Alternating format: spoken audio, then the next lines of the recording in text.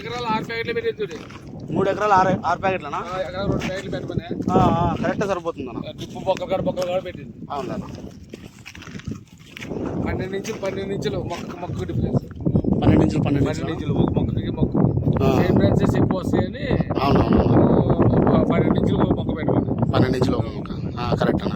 అంతా చెప్పినట్లే చేసినారు. బాగానే ఉంది. అంతా బాగుంటుంది.